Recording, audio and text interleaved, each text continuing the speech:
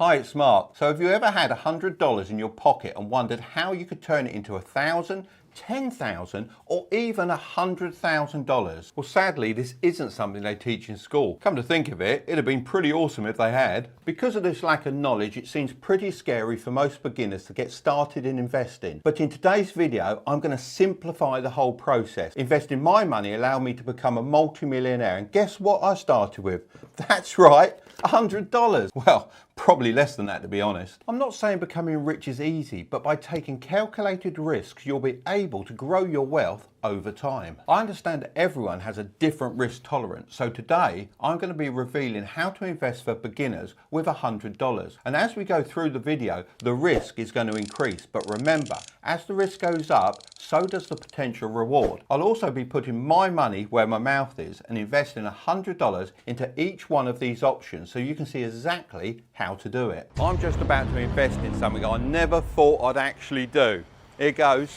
When someone asks me how they should invest $100, I usually say invest in yourself. You can do this by buying books and improving your skills, but assuming you've already done this, now we're going to be talking about the specific places you can actually put your money. Now, I'm a businessman, I'm not a financial advisor. These are just some of the ways I've invested my money over the years and they've worked for me. You can also sit back and relax because I'm not going to try and sell you anything at the end. Just remember, if you enjoyed the video, then smash that like button because it really helps push this video out to more people. And also consider subscribing if you want to grow your wealth. The first investment is a high interest savings account. This is a 1 out of 10 on the risk scale, so the lowest possible risk that you can have. Nowadays, it's extremely hard to find any savings account that will pay a substantial amount of interest, but that's not the main reason it's on the list. By putting your money into a savings account, you're actually starting to create what I like to call an emergency fund, which I believe everyone should have.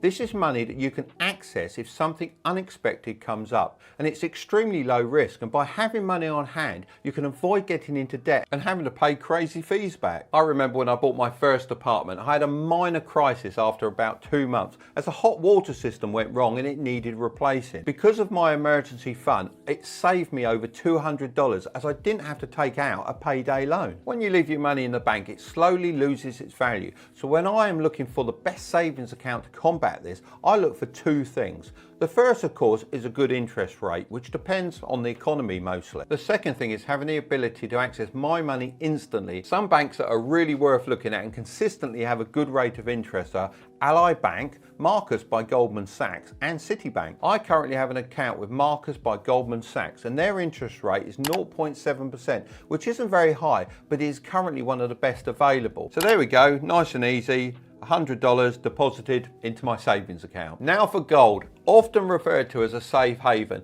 I'll give this also a 2 out of 10 on the risk scale. Did you know that since the creation of the Federal Reserve in 1913, the US dollar has lost 95% of its value? So you're actually only left with 5% of its original purchasing power. So if you want to stop your money losing value, then maybe gold is for you. If you had a $100 nugget of gold in the year 2000, it would now be worth approximately $580. The piece of gold hasn't actually changed in size, it's still the same piece of metal, but what has actually changed is the value of your dollar and how much gold you can buy with it. Gold was actually our original currency used by our forefathers. I remember those days well. It's perfect as it can't be manufactured and it lasts for thousands and thousands of years. So if you've ever watched Gold Rush on TV, you'll know how hard it is to actually mine this stuff out of the ground. Now you may be wondering, if it's so safe, why have I given it a 2 out of 10 on the risk scale? It all comes down to opportunity cost. You have to ask yourself if you really want to just protect your $100 against inflation, or if you want to invest it in other opportunities which could make it grow a lot quicker. If you invest in gold, then you would be missing out on these potential profits, making it a little bit risky. I would say that this is the perfect investment if you have a lot of money already and all you want to do is just protect it. There are two different ways that you can invest in gold.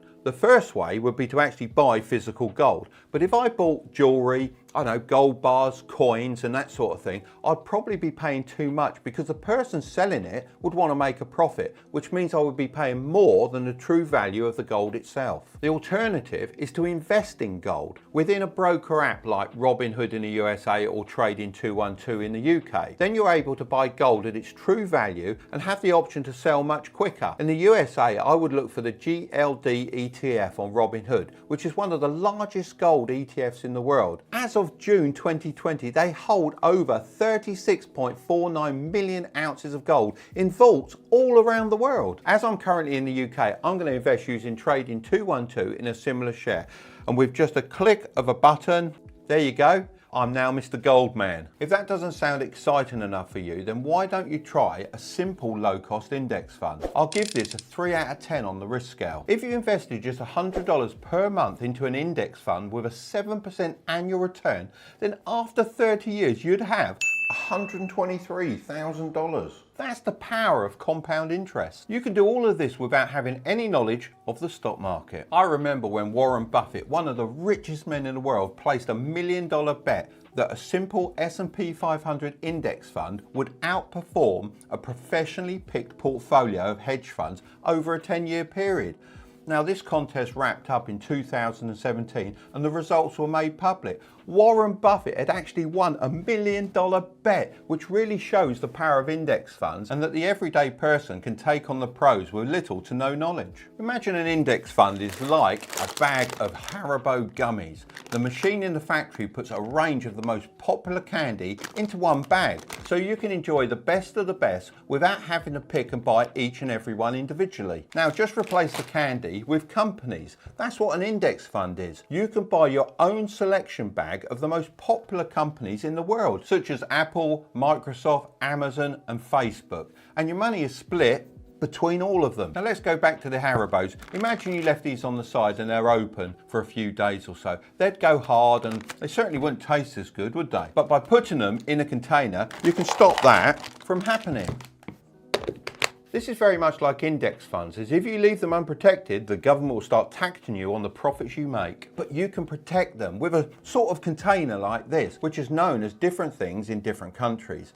In America, it's called a Roth IRA, and in the UK, it's an ISA. These containers allow you to protect your money after tax, and then any profits you make are yours to keep. But because they're so good and they're so powerful, there's a cap on how much you're allowed to invest each year. So if I was you, I would take full advantage as soon as possible and max out your allowance. There are more in-depth strategies you can use, but for the purpose of this video, I'm going to be investing $100 into an S&P 500 index fund, which over the last 20 years has an average yearly return of 7%. Drop a like if you'd like a full video covering this topic, because there's so much on this we could talk about. But Mark, $100 isn't enough, as the S&P 500 is over $3,000 a share. Well, you don't actually have to buy a full share to invest. My favourite brokers are Fidelity, Charles Schwab and Vanguard. So if we head over to Vanguard's website now and we find the S&P 500, here you can see what companies are in the index fund, so you can buy the right one. So all you have to do is create an account. I already have one, and deposit some money and then click. There you go, job done. The fourth way to invest is in a real estate investment trust, otherwise known as a REIT. I'll also give this a 3 out of 10 on the risk scale. Now imagine your friend collected $100 from 3,000 people. He will have $300,000. Then he takes this money and he buys a property. He rents it out and splits it with all 3,000 people that helped him buy the property, which helps them start generating some of that sweet passive income. That's the basic way of explaining a REIT. It lets everyone benefit from investing in income producing properties without actually buying one. Think of it like buying a small share in a property. Let's say you own the front door, someone else owns the windows, and a few other people own all the bricks. But altogether, you own the property. Equity REITs own things like offices, shopping centres, apartments, hotels, and much more, and they get their income through the rent. By law, they have to pass on 90% of all profits to the investor, like a dividend. However, they're taxed a little differently. The cool thing is that at the start of 2019, the 10-year average return for REIT ETFs did better than the S&P 500 with an average return of 10%. If you're in the USA, by investing in the VGSLX by Vanguard, you can average a 12% return, which beats the average real estate investor. How awesome's that? As I'm in the UK, I'm going to use the Trading 212 website to put $100 into a similar REIT. It has high global diversification, meaning I can invest in all the up and coming property markets around the world. The next option is buying and selling items. The risk on this really depends on how good you are at finding great deals, but I'll give this a 4 out of 10 on the risk scale. The good thing about doing this is that you can buy and sell something that you're interested in and have knowledge about, which can lead to bigger possible return. Now I'm going to invest my $100 in either pre-owned radio control model gear or golf equipment. Both of these I've got an interest in, so I should have a reasonable idea of what each item is worth. Pokemon cards would be a great area to have some expertise in, as their value at the moment is skyrocketing. Logan Paul just bought a Charizard card for over $150,000. How mad is that? So I've been on Facebook Marketplace, as most people have access to that platform, and I found myself a model engine that I'm going to go and try and buy. It's up for £75, which is approximately $100 US. We've sent a few messages back and forth, and I'm going to go and have a look at the item now.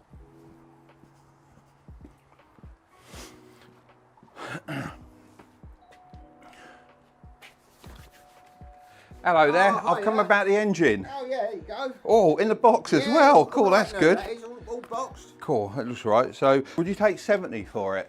No, I've got to have 75. All in its box, in good condition. Can you do a bit better? I'll tell you what I can do. There you go. I'll throw that in. Really? That's what it came out of, 75 quid. That's a deal. Okay, we'll do There you that. go, I'll give you 75 quid. Lovely, there you thank go. you very much. We're videoing this for our YouTube channel, do you mind? No, that's fine. All right then, Okay. see you again. Thanks a lot. Thanks for that.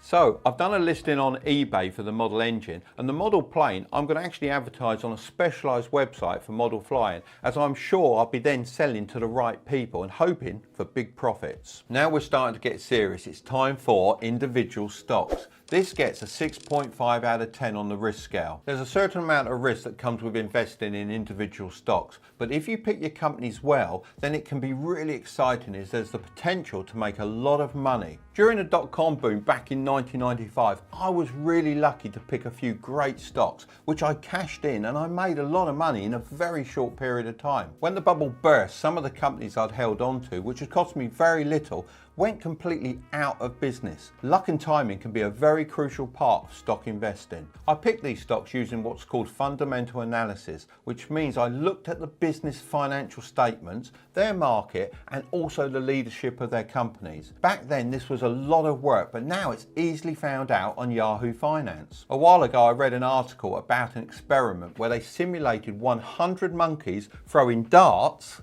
like this at the financial pages of a newspaper. The stocks the monkeys picked on average outperformed the so-called smartest hedge fund managers on Wall Street. So for this video I thought it'd be fun to put this theory to the test. I don't have a monkey, so I thought I'd have to do. So I'm going to throw a dart at the board, and as you can see I randomly selected 20 different stocks, and wherever the dart lands that's what I'm going to invest in. Now I've just got to put on a blindfold. Okay, here we go. Oh, you hit it. Right, let's see what we got. And we've gone into Samsung. Right, so I'm going to jump straight onto my brokerage account and set an order for Samsung. If you want to invest your $100 in individual stock, then Webull are currently giving away 3 free stocks for a limited time when you deposit $100 into your account. I'll just leave the link in the description if you want to pick up those free stocks. So now we're going to be moving into the realm of gambling and speculation rather than investing. Number 7 is cryptocurrency. This is a 9 out of 10 on the risk scale. So you've probably heard of Bitcoin. This is currently the most popular type of crypto. If you'd have bought $100 worth of Bitcoin in 2015, today it would have been worth around about $5,000. That's a 5,000% return on your investment, and that's pretty unheard of. Therefore, many people that invested in Bitcoin in the early days became millionaires overnight, but a lot of people also lost money. If you'd invested around $100 in December 2017 when Bitcoin was at an all-time high, by December 2018 you'd have had less than $17 left. So really, no one really knows what it's going to do next. It's extremely risky, but still very attractive because it has the potential to make you millions. There are 3 main types of cryptos. These are Ethereum, Ripple, and obviously the big one, Bitcoin. But let's just focus on Bitcoin today. If you want to learn more about other types of coins, you can read something called a white paper, and it will give you all the details. The cool thing about Bitcoin is that it uses uses something called blockchain and it isn't regulated by the government. You also can't create any more Bitcoins, which makes inflation absolutely impossible. In my opinion, this investment would probably only make sense if you're investing an extra $100 that you don't really need. So I'm going to jump onto the most popular Bitcoin app, which is called Coinbase, and invest my $100 in Bitcoin and forget about it. By the way, if you wanted to give this a try, I'll put a link to Coinbase in the description down below and you can pick up $10 of free Bitcoin. At least that gives you a bit of a head start. The last is definitely a full-on gamble. You may have guessed it already, it's the lotto. This is definitely a 10 out of 10 on the risk scale and isn't something I would recommend doing. However, I thought I'd include it in this investing video as so many people choose to do it. In fact, 57% of all Americans buy at least one lotto ticket per year.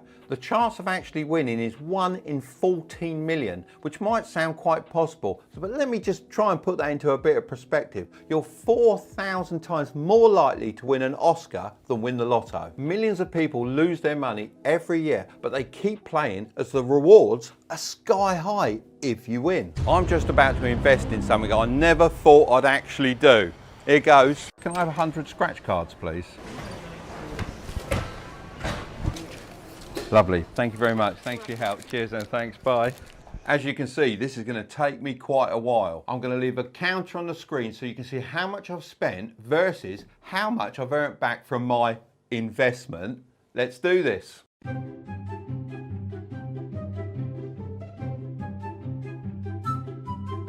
I hope there's a bit more in this lot. There's got to be, hasn't there?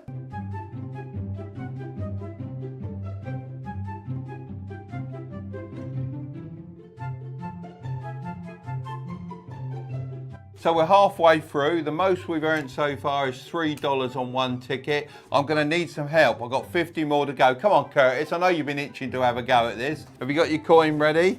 I do. Ready. Let's race to see, wait for it, who can find the most money in the remaining 50 cards. Ready? Okay. On your marks, get set, go! Y'all ready to go? Come on. Let's do it. $15. Really? Yeah. No. Yeah. Oh, wow. Hey, $15. $15. He's only just started doing this. He's got more than me. I've beaten you already. Find a 2x to win 2 times. That must be $10, we think. Is that $10? $10. I think so. $10. What did you get? You say you're smashing me, but I'll tell you what. What did you How get? about this? How about this? Another $1. Oh. Y'all ready now? I'm making my move. Better stand back, cause I'm coming through. I'll tell you what, this has got to be an astonishing last 4 cards if we're going to get any money back from this. So we just came back and we've double checked it. We made back $50 from our $100 investment. Now you may think that sounds pretty good, but that's actually a negative 50% return. This was meant to be a little bit of fun, but it's pretty sad to think that people play this regularly and on average are losing half their money when they could pick any one of the other investments in this video and have a much better chance of being successful. I hope this has taken some of the mystery away from the other forms of investing and made them a little bit more understandable for beginners. If you'd like me to make a part 2 of this video to see how these investments have done over a month, then make sure to smash that thumbs up button to let me know. I'm going to leave the next video here, but don't click on it just yet. Remember to subscribe to the channel and ring that notification bell so you don't miss out on part 2. Okay, I'll see you on the other side.